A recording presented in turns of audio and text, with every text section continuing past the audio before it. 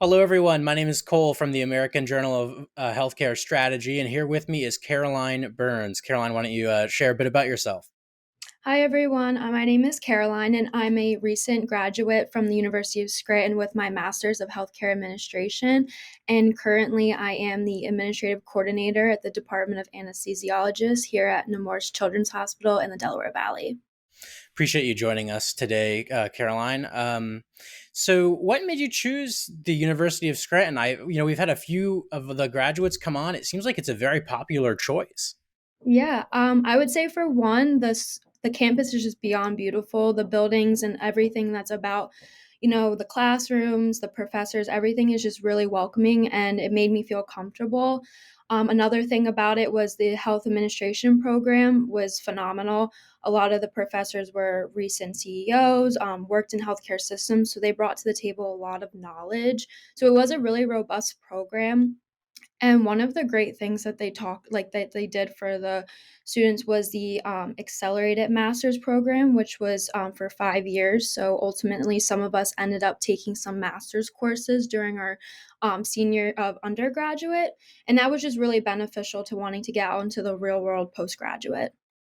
Nice, because I have noticed a lot of. I think Scarlett was on, and then I've also been talking with Jimmy, and then Mhm. they both were in undergrad, and then they went Mhm. straight to the grad program there. So that's really nice. I saw that you had internships as well. I know there was Mhm. that one internship, an administrative internship, kind of earlier on before Mhm. you got to your fellowship. What made you want to take that internship?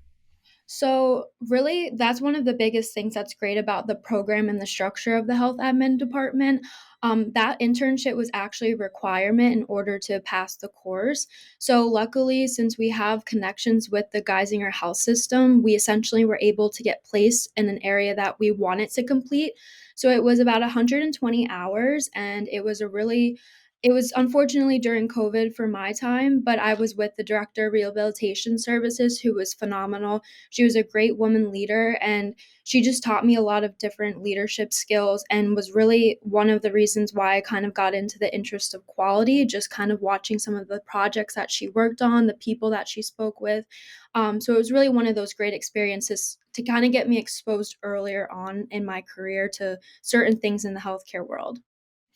And so you clearly developed a lot of skills during that as well, because Mhm. not only did you go on to do the administrative, fellowship, but also kind of quickly, either in the middle or directly after the end of that, they brought you on full time, right? Yeah, at Nemours they did, which was honestly I was so thankful for. I really wanted to stay at this hospital.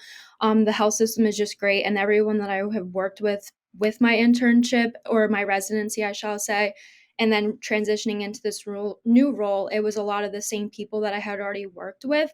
So it was really just an easy transition for me to stay connected with everyone. That's really, really nice. I noticed earlier in your career as well, you were a pharmacy technician. And so I'm kind of Mhm. interested because I think there was one or two other people who we've interviewed or who were interviewing who were also pharmacy technicians, but most people did things like scribing or Mhm. other things. I think pharmacy technician is one of the more unique ones. Yeah. What skills did you learn or what interests you? I think you were there for about a year, right? I was there for about a year, and actually, I kind of got that role somewhat from Scarlett, since she was also a pharmacy Really? technician there. So his name is Tom DePietro. It's an independent pharmacy in Scranton, and he is really involved in trying to take students on to like learn new skills. So it was a great way to transition into some realm of healthcare without being in the hospital. So one of the like biggest things like that I've learned through that was how insurance works and how tedious and difficult it can be for patients who have probably no idea. So, in some situations it was really difficult to see patients struggle to try and get certain medications. So you just learn to be on the people side of things and be helping the patient with everything that goes on.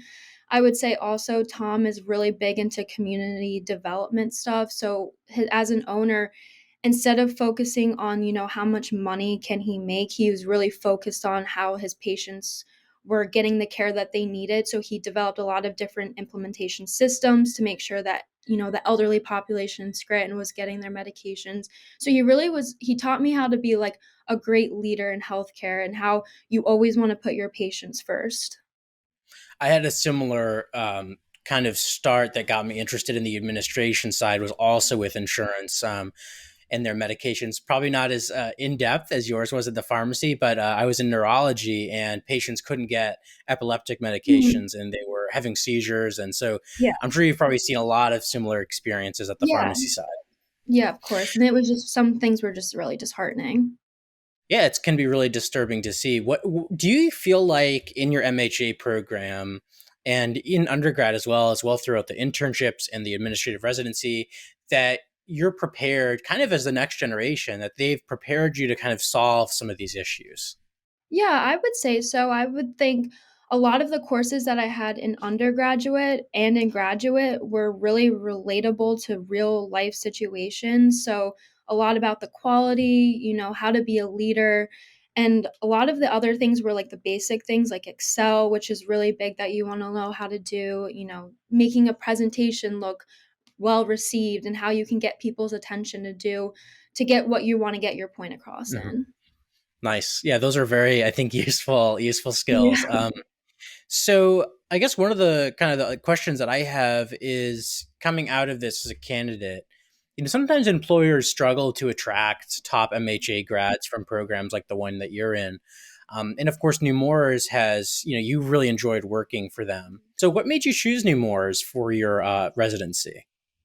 So, when we had to find out where we wanted to go to residencies, I kind of wanted to go the direction that we didn't really have a connection with. And being from the state of Delaware, I knew of Nemours and I really wanted to be in the pediatric hospital setting just because I felt like that was the direction that would be beneficial for what I wanted to do. And, Nemours is a great institution. They're nationally known and they just have really good values when it comes to delivering their care. One of their missions is well beyond medicine, and that stays true to the values that I hold, that we always want to put the patient first and deliver the highest quality of care. They are really focused on their employees and their well-being. That work-life balance is a really key thing that they put into their system. For example, we're offered the free gym here to go and work out if we want to during lunch. There's classes that they offer, but other than that, they just everyone here that works is very connected into, like, everyone has that same mindset that we're putting pediatric patients first and that anything we do, they're the forefront of our thought. That's really, really nice. I actually wanted to ask as well, because we've seen so many great students coming out of Scranton, geographically, it's a bit more of a rural school, right?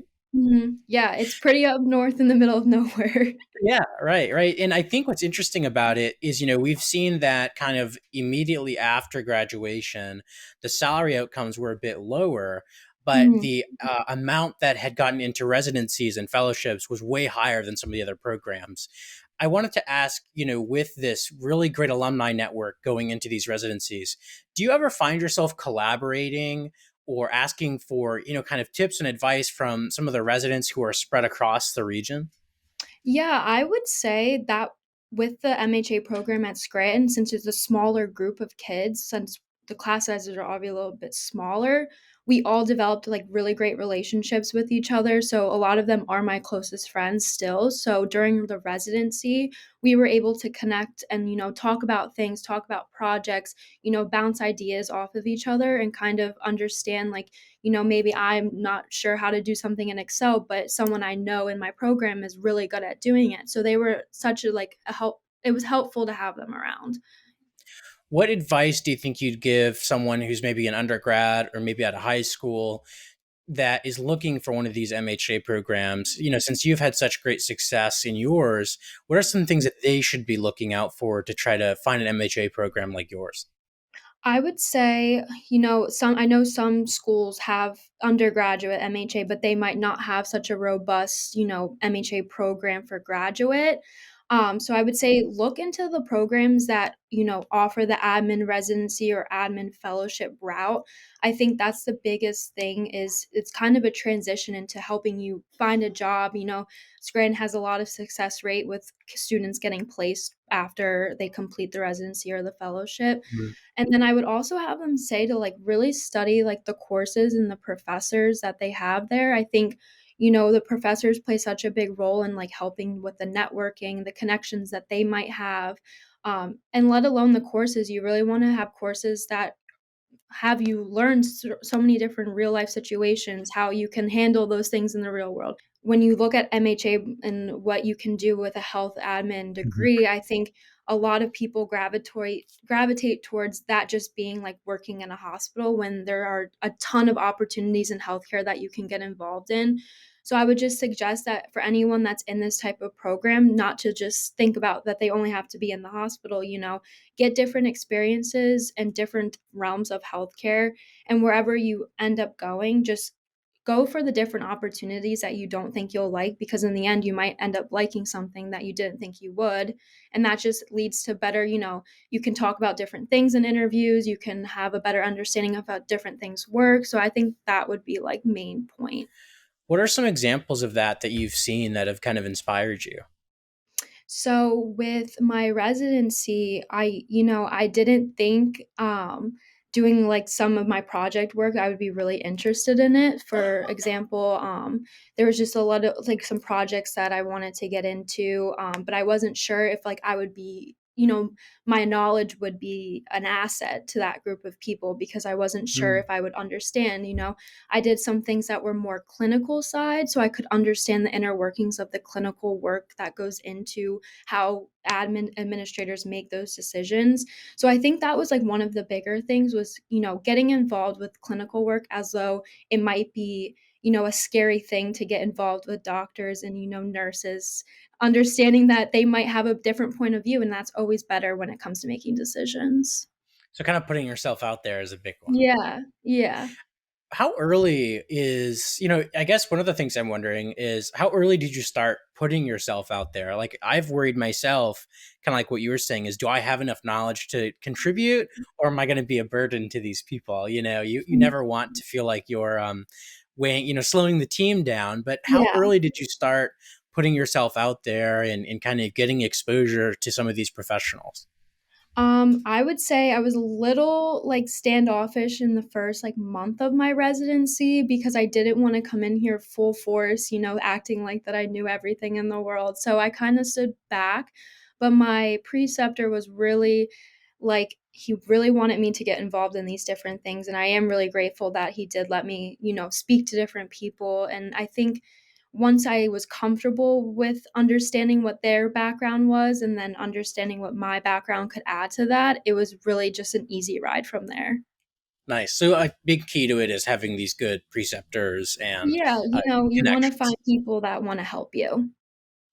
I've talked to a few students at some lesser known programs, and they've had the hard time making connections with industry professionals. Do you have any tips for people who might be from lesser known programs, or people like myself? I'm from a school without an MHA program. Mhm. What tips do you have for kind of making that connection to people who might be outside your kind of your neighborhood, if you know what I mean?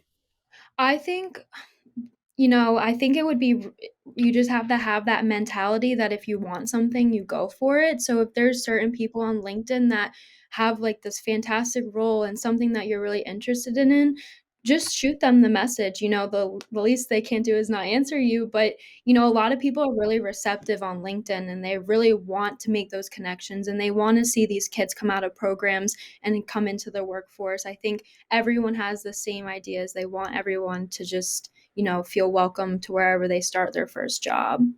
It's really nice. I appreciate that advice. I think, and then with that kind of backing from your education and your residency, what are you looking to do long term? Where do you see yourself in 10 or 20 years?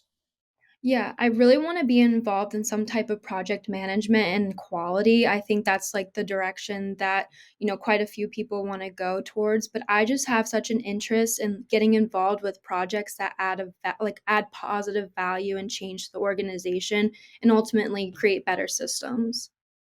I really appreciate that. I have been passionate about that myself. That's what also started me getting into this, to be able to see something go from, struggling, and then you come in and you're able to really help people, Yeah. and it helps the employees, it helps the patients. It's Mhm. really nice to see. Yeah. Well, thank you so much, Caroline, for joining us today. I really appreciate your time, and I hope that we'll probably be speaking with you again in the future about your role in the work that you're doing at Nemours and beyond. So I really appreciate it. Yeah, thank you so much, Cole. Thank you.